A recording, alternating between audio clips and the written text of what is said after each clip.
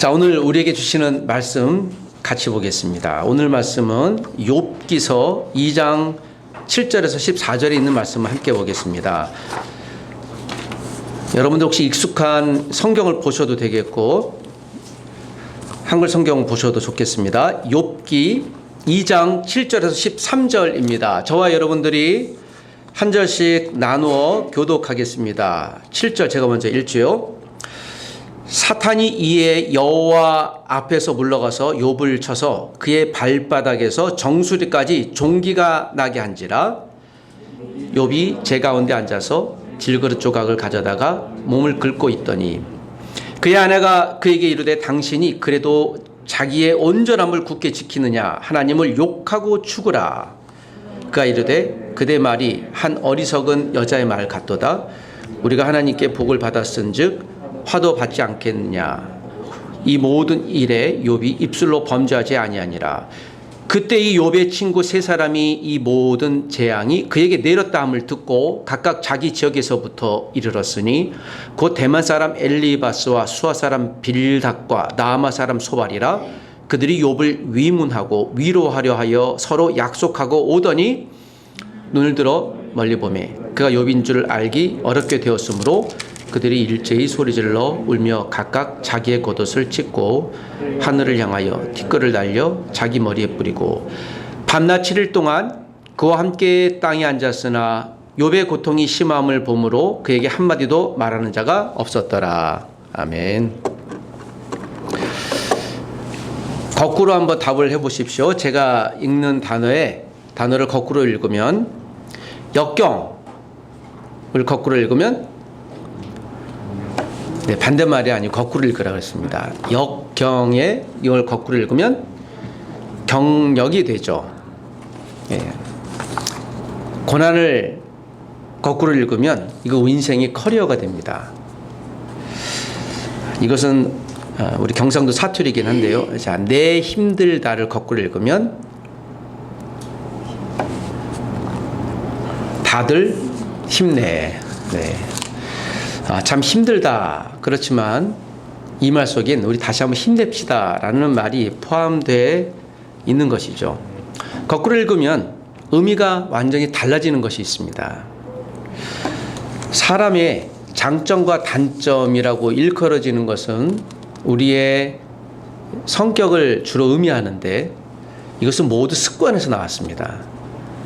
습관에 따라 장점도 되고 단점도 되는 것이죠. 자, 그리스도인이 당하는 오늘 시험에 관한 이야기입니다. 욥기는 대표적으로 이 주제가 시험에 관한 이야기로 널리 알려져 있습니다. 제가 이 말씀을 2년 전에 여러분께 빠른 속도로 간단히 설교했던 기억이 있습니다.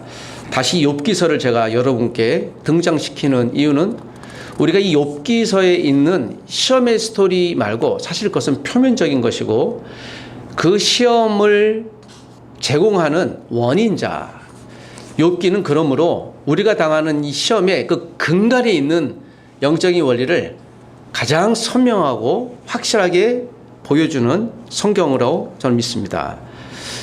보통 우리가 창세기는 그리스도인들이 꽤 많이 읽습니다. 주로 언제 많이 읽죠? 1월 1, 2, 3, 4, 5, 6일까지 많이 읽어요. 그래, 다시 해보자. 창세기부터 주로 시작을 하죠. 그리고 멈추죠. 그래서 창세기 앞에만 많이 성경에 닳습니다. 계시록까지 끝까지 읽게 되길 축복합니다. 네. 자, 오늘 이 말씀 가운데 처음 창세기의 시작인데요. 창세기 다음에 연대기조로 읽을 성경은 욥기서입니다. 그래서 창세기와 욥기는 같은 시대 책이에요. 자, 이것을 염두에 두고 창세기와 욥기 다음에 그 다음 사실 출애굽기가 나오는 것이 맞는데요. 욥기는 창세기와 같은 시대다. 즉 아브라함, 이삭, 아마도 야곱과 동일 시대에 살았을 것으로 이 욥기에 나온 욥은 그러합니다. 그러므로 창세기 처음에 나왔던 스토리, 우리가 인류의 처음 스토리 가운데 하나님이 욥기를 등장시키는 이유는 인간의 처음 이야기 가운데 가장 중요한 것은 고난에 관한 스토리라는 것이죠. 창세기가 처음 시작의 이야기라면 동일한 시대에 있었던 욥기서는 고난, 시작과 고난. 그러므로 인생은 무엇입니까? 고난입니다 라고 이야기할 수도 있겠습니다. 그러나 그것은 끝나지 않습니다. 자, 여러분, 욥기서로 여러분들을 초대합니다. 제가 설교를 다 할 수 없으니 제가 욥기서의 핵심적인 말씀을 나눠드리면 오늘부터 다음 주까지 욥기서를 통독하시는 것을 과제로 내어드릴 수는 없겠지만 스스로 다짐해 보시길 부탁드립니다. 자, 욥기서 우리가 1장에서 마지막 장까지 읽기가 좀 부담스러울 수도 있는데요. 1장, 2장을 보면 여러분 혹시 성경을 갖고 계시면 잠깐 보셔도 되고 들으셔도 됩니다. 1장 6절에 보면 하루는 하나님의 아들들이 와서 여호와 앞에 섰고 사탄도 그들 가운데 섰더라 라는 말로 시작이 됩니다. 이것이 3번, 4번 나와요. 하루는 어느 날이란 뜻입니다. In a day. 그냥 어느 날이에요. Someday. 하나님의 아들들이 와서, 즉 이거는 하나님의 천사들을 의미할 것이고요. 사탄도 그들 가운데 섰더라. 그러면서 하나님이 사탄에게 욥을 자랑하는 말로 시작이 됩니다. 너 욥에 대해서 들어봤어? 욥은 내가 신뢰할 만한 의인이야. 에이, 하나님, 그가 뭔가 하나님이 풍성한 걸 줬으니까 하나님 믿죠. 라면서 시작되는 것이 욥의 스토리입니다. 2, 3장부터 시작되는 욥의 그 어마어마한 시험은요, 욥이 의지와는 전혀 관계가 없습니다.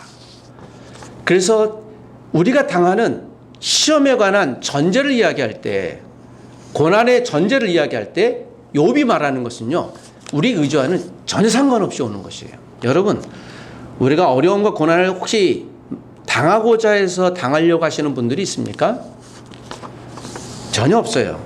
학교에서 보는 중간 기말고사는 예정되어 있게나 하지, 우리 인생에서 만나는 고난과 시험은 크고 작은 정도의 차이는 있지만 모든 것이 다 내 의지와는 상관이 없습니다. 그리고 오늘 13절부터 있는 내용이 또 한 번 시작이 되어지는데요. 욥이 제일 먼저 경제적인 고난을 당했습니다. 물질을 하나님이 사단으로 인해 허락하시면서 다 가져가요. 여기서 한 가지 중요한 원리는요, 사탄이 하나님에게 허락받습니다. 그리고 하나님이 욥의 경제적인 부분만 가져갈 수 있도록 요 부분만 허용해줘요. 자, 굉장히 중요한 우리에게 영적인 힌트를 주고 있습니다. 아무리 사단이 그리스도인을 도전할지라도, 고난 줄지라도, 시험할지라도 하나님의, 이건 좀 신학적으로 말하는데 허락은 아니고요, 허용 가운데 있습니다. 그래서 하나님이, 사단이 우리를 완전히 넘어뜨리지 못해요. 그리고 여전히 여기서 잘 견디니까 사단이 또 한 번 와요. 이게 2장이 시작입니다. 또 하루는 이라고 시작이 돼요. 어느 날이에요. 사탄이 와서, 자, 2장의 2, 3절인데요. 사탄이 와서 묻습니다. 하나님. 그리고 3절에 보면 여호와께서 사탄에게 너 내 종 욥을 봤냐? 지난번에 경제적인 것 내가 돈을 다 가져가도록 너에게 허락했지만 욥은 견뎠어. 에이, 하나님, 그의 건강을 치면 안 그럴걸요? 그래? 그러면 너 그의 건강까지만, 생명은 터치 못하게 하십니다. 자, 이것을 보면서 전 우리가 그리스도인들이 놓치지 말아야 한 가지 메시지는, 우리가 나가는 모든 고난 시험은 누구의 손에 맡겨져 있습니까? 자, 그것을 욥기서는 강조하고 있는 거예요. 1, 2장이. 그리고 뒷장을 우리가 이해할 수 있어야 돼요.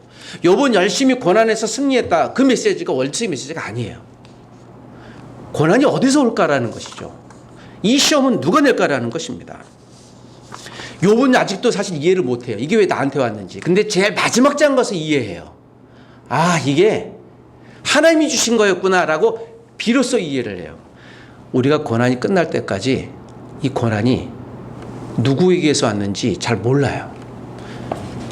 분명 사단이 우리를 고난을 줄 수 있습니다. 이 영어로 이거 템프테이션이라고, 유혹이라고 합니다. 하나님이 우리를 시험할 수 있어요. 이것을 테스트라고 해요. 그래서 우리가 이 한 가지 질문할 수 있습니다. 내가 당하는 고난은 여러분 테스트일까요? 템프테이션일까요? 자, 이 구별하는 것 자체에 대해서 우리가 반응이 달라질 수 있습니다. 자, 이것을 전제로, 자, 2장 7절에 사탄이 이에 여호와 앞에서 물러가 욥을 쳐서 그 발바닥에서 정수리까지 종기가 나게 한지라. 자, 하나님이 사단에게 허용을 하셔서 욥의 몸을 칩니다. 건강을 치는 거예요. 그래도 어느 날 갑자기 머리부터 발끝까지 종기가 나게 했다. 이게 심각한 피부병이라고 해요. 뭐 나병이라고도 얘기도 하는데요. 얼마나 이게 피부가 문제가 있었으면 이 8절에 보면 욥이 질그릇 조각을 가져다 몸을 어떻게 해요? 예, 긁었죠. 어떤 피부과서는 이게 심각한 아토피일 것이다 라고도 얘기하고요. 그러니까 피가 줄줄 나는데도 못 견디는 거예요, 몸이. 자, 그런 상태입니다. 그리고 9절 10절 보면 욥이 그의 아내가 이제는 욥을 저주하고 하나님까지 저주해요. 하나님이 계시다면 이럴 수 있느냐, 차라리 하나님을 저주해라 라고까지 해요. 그 신뢰할 만한 인생의 동반자 아내까지도 하나님을 부인하는 지경에 이르고 욥을 떠나는 지경까지 됩니다. 자, 이런 상태에 됐어요. 11절에 욥의 새 친구가 드디어 등장합니다. 이 새 친구의 이름이 등장하죠. 엘리바스, 빌닷, 소발입니다. 이 중에 엘리바스는 욥보다 한 30, 40살 연장자로 알려져 있습니다.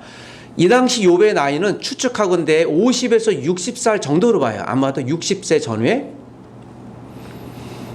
그리고 욥은 그가 살아 생전에 한 140살까지 삽니다.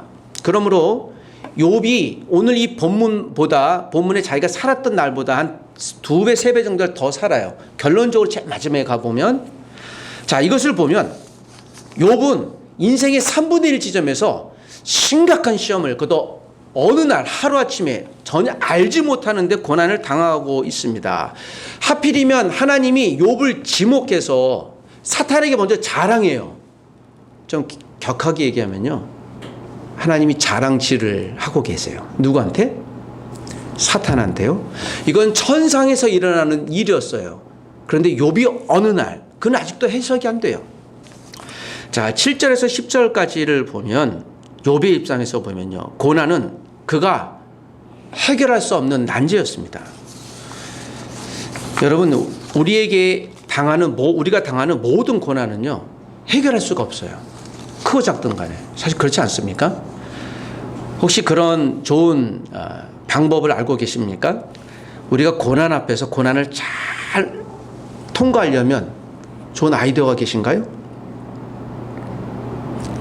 자, 여기서 우리가 알 수 있는 욥기서의 첫 번째 질문이에요. 욥은 계속 질문을 합니다. 이거 어디서 왔을까?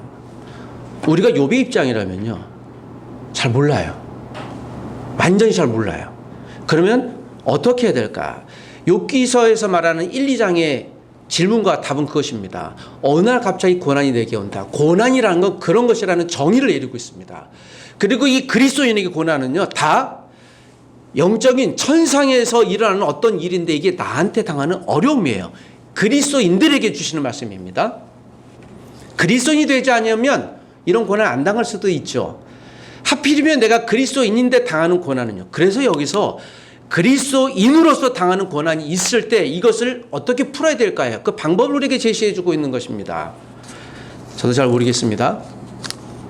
그러나 분명한 것은 영적인 세계에서 일어나는 문제였으니 이것을 푸는 것도 어떻게 풀 수 있을까요? 답은?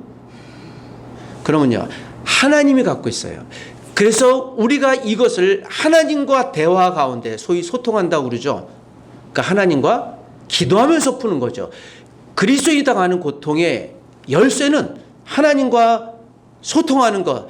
그래서 여러분, 기도는요, 우리가 고난을 이기는 유일한 단서입니다. 많은 방법 중에 하나가 아니라 오직 유일한 단서예요. 하나님, 이것을 어떻게 풀어야 될까요?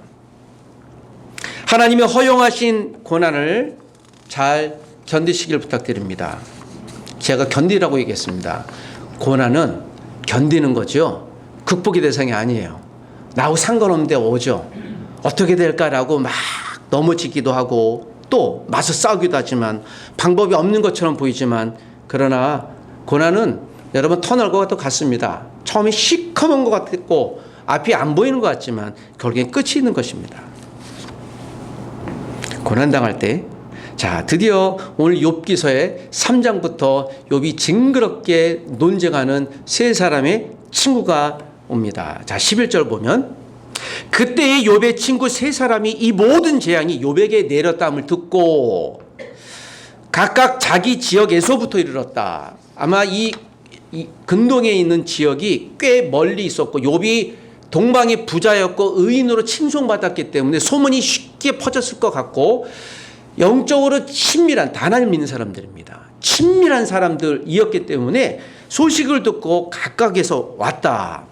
그 세 사람의 이름 대만 사람 엘리바스, 수아 사람 빌닷, 나아마 사람 소발 각각 지역 이름이에요. 그곳에서 욥을 위문하고 위로하려 하여 서로 약속하고 왔습니다. 약속하고 올 정도 이들은 친밀한 사람들이었습니다. 12절에 보면 눈을 들어 멀리 보매 그가 욥인 줄 알기 어렵게 되었으므로 그의 몸이 지금 이그러진 거예요. 흉측하게 된 거죠. 그의 몸이 완전히 피부병으로 지금 망가진 거예요. 죽기 일보 직전입니다. 그랬더니 여러분 친구들의 반응은 어때요? 12절에 보니까 일제히 소리질러 울며 각각 자기의 겉옷을 찢고 하늘을 향하여 티끌을 날려 자기 머리에 뿌리고 이것이 애통하는 사람들에게 보이는 최고의 표현이에요. 그리고 13절에 밤낮 며칠 동안 7일 동안 그와 함께 앉았으나 욥의 고통이 심함을 보고 그에게 한마디도 말하는 자가 없더라. 저는 여기서 이 친구들이 얼마나 욥의 마음을 이해하고 있는 심정적으로 이해하고 있는지를 보여주고 있다고 믿습니다. 성경이 이것은 의도적인 것 같아요. 7일 동안 아무 말도 하지 않고 얼마나 심각했으면 당황스러웠으면 그냥 옆에서 지켜보고 있는 거예요. 한마디도 말하는 자가 없더라. 황당했겠죠. 여러분 가장 위대한 친구들의 모습을 우리가 볼 수 있습니다. 아무 말 하지 않지만 그저 어려움을 당했다는 것을 보고 그 옆에서 묵묵히 바라봐 줄 수 있는 친구, 영적인 친구. 너 왜 그랬어? 너가 뭐 잘못했겠지 생각해봐 라고 얘기하지 않고 그냥 그 옆에서 지켜주고 있는 바로 그 사람. 여러분 우리가 누군가 정말 심각한 고난을 당할 때 그냥 그저 그 옆에서 병풍이 또 방어막이 돼줄 수 있는 그런 사람들, 뒤에서 그냥 묵묵히 함께 서줄 수 있는 그런 사람들. 여러분 이런 분들이 믿음의 친구가 아닐까요? 괜찮은 사람들이죠. 여기까지만 그렇습니다. 여기까지 7일까지요. 그리고 우리가 잘 아는 대로요, 이제 대만 사람 엘리바스가 욥보다 연장자니까요 가만히 보면서 얘기를 해요. 그런데 욥 내가 한번 지켜봤는데 이제부터 3장부터 욥의 마음을 아주 심사를 뒤틀게 하죠. 가만히 생각해보니 잘 생각해봐. 너가 뭔가 하나님께 문제가 있으니까 빨리 회개해야 돼. 그런 진심으로 사랑의 충고를 하지만 욥의 심사를 좀 뒤틀어 놓는 거죠. 상처난데 소금 부리고 있는 겁니다. 그래서 잘 몰라요. 욥기서 자체는요 신학자들이 이야기하기를 요 한 구절구절이 다 옳은 말이라고 봐요. 그러니까 이게 설교 주제가 된다고 얘기합니다. 내용은 틀린 말이 하나도 없을 정도로 완벽한 설교문 정도면 돼요. 그런데 여러분 정황을 보십시오. 사람들은 다 옳아요. 옳지만 그러나 욥의 상황을 세 사람은 이해하지 못했어요. 이것이 30장 후반절까지 이어집니다. 욥이 엘리바스가 지나가면 다른 친구가 와서 또 욥을 힐난하고 또 힐난하고 그 두 번 돌아가요. 다시 엘리바스가 등장해서 또 들어오고 욥은요 지금 난도질당하고 있는 거예요. 모르면 가만히라 있지. 죄송합니다 이런 표현을.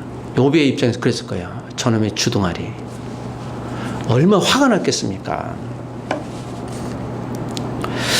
자, 인간의 모습은 7일은 기다려줄 수는 있지만 그 상황을 이해하기는 도무지 어렵습니다. 자, 욥의 생존 기간을 이삭의 나이 정도로 보통 유추해 봅니다. 욥이 오늘 본문 이후에 140년을 더 생존했기 때문에 아마도 욥은 본문의 사건 이후에 이제 결론적으로는 다 회복이 됐지만 앞으로 3분의 2를 더 생존해야 돼요. 여러분 욥기 제일 마지막은 해피엔드로 끝납니다. 욥이 처음에 1장에 있었던 것보다 자녀나 또는 재산을 2배나 줘요. 근데 제가 상담을 좀 공부하면서요 야, 욥이 아무리 자녀나 재산을 2배로 주었을진정 앞에 잃은 자녀들은 평생 상처가 되지 않을까. 와, 하나님 정말 좀 난해하시다. 참, 제 입장에서 참 이해가 안 됐습니다. 그러나 욥기서에서 주시는 메시지는 무엇일까요? 그런 면에서 보면 욥기는 완벽한 답이 아니에요. 욥이 어느 날 고난 당했는데 마지막엔 좋은 것을 주었더라. 처음에 잃어버린 자녀는 어떻게 할 거예요? 그러니까 하나님이 여기에 대해서는 격려가 전혀 없어요. 욥기는 참 이상한 책이에요. 그런 면에서 보면. 그러나 여러분, 성경은 하나님의 감동으로 되었기 때문에 문제가 없는 책이라고 본다면 여기에 분명 메시지가 있겠죠. 우리가 당하는 고난은 잘 모르겠습니다. 여러분의 고난은 안녕하십니까? 여러분의 믿음은 안녕하십니까? 여러분, 저와 여러분이 당하는 고난은 그래서 끝이 아니에요. 욥의 고난이 이걸로 끝나지 않았습니다. 그리고 욥의 새 친구는 엘리후가 등장하면서 혼나요.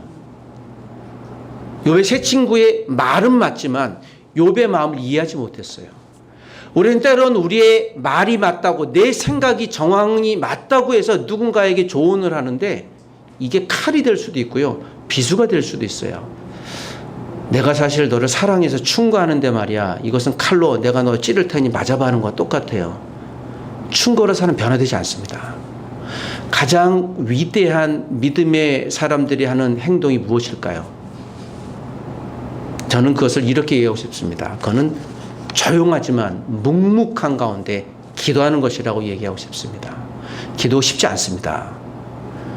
기도가 녹록지 않아요. 말은 할 수 있죠. 여러분, 기도는 내 삶을 드리고 시간을 드리고 온갖 영적인 촉을 세워서 대신 그의 문제를 갖고 하나님께 기도하는 거예요. 가볍게 내가 그럼 기도할게요. 차라리 얘기하지 마십시오. 그것이 훨씬 나아요.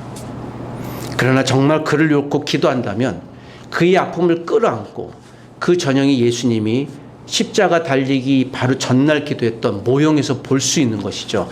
밤에 땀이 피가 되도록 기도하셨다는 말이죠. 그래서 오늘 본문에 있는 말씀을 정리합니다.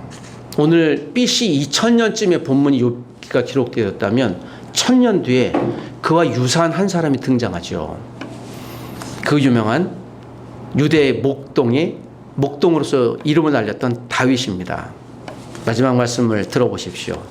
내가 죽음의 음산한 계곡을 걸어가도 두려워하지 않을 것은 주께서 나와 함께 하심이라. 주의 지팡이와 막대기가 나를 지키시니 내가 안심하리라.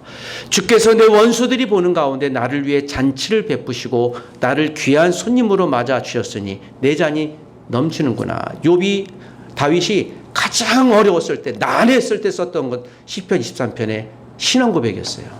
내가 사망의 음침한 골짜기를 가는데 왜 가는지 몰라요. 그런데 하나님이 가게 하셨는데 하나님 내 손을 잡아주십시오. 그저 그가 할 수 있는 최고의 고백이었습니다. 여러분, 우리가 혹시 누군가 옆에 난감하고 고난하고 또 시험 가운데 유혹 가운데 쓰러져 있을 때 욥의 세 친구들이 보였던 것처럼 그저 묵묵히 그 뒤 옆에서 그를 바라만 주는 것도 위대한 믿음의 동역자들, 인생 친구들이 할 수 있는 일이라고 믿습니다. 더 위대한 일이 있다면 묵묵히 그를 위해 그의 아픔을 끌어안고 기도의 자를 지켜주십시오. 성도로서 나의 고난은 위장된 은혜의 모습이었다. 욥의 마지막 고백이었을 것입니다. 이 한 학기 동안 여러분 고난 가운데 당장 해석되지 않을지라도 견뎌내십시오.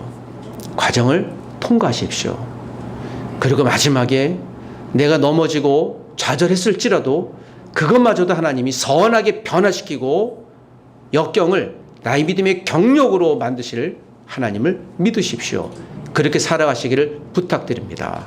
기도하겠습니다.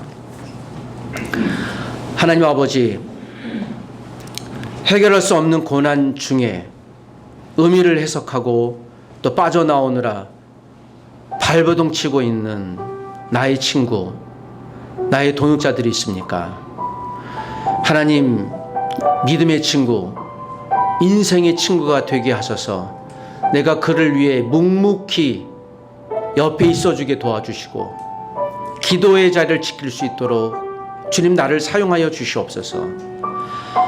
지금 도무지 해석 불가능하지만 언젠간 하나님이 이 고난마저도 나의 믿음의 경력으로 사용할 것을 믿습니다. 지금의 고난이 끝이 아님을 믿습니다. 여전히 나를 사용하실 하나님을 신뢰합니다. 부족하고 연약하지만 우리를 사용하실 하나님을 신뢰합니다. 하나님, 욥처럼 하나님 앞에 쓰임받고 싶습니다. 한 학기 동안 하나님 은혜 가운데 거하기를 소원합니다. 우리를 붙들어 주시옵소서. 예수님의 이름으로 기도합니다. 아멘. 주기도문 하겠습니다. 하늘에 계신 우리 아버지여, 이름이 거룩히 여김을 받으시오며 나라의 임하옵시며 뜻이 하늘에서 이룬 것 같이 땅에서도 이루어지이다. 오늘날 우리에게 일용할 양식을 주옵시고 우리가 우리에게 죄인들을 사해 준 것 같이 우리 죄를 사하여 주옵시고 우리를 시험에 들게 하지 마옵시고 다만 악에서 구하옵소서. 대개 나라와 권세와 영광이 아버지께 영원히 싸움나이다. 아멘.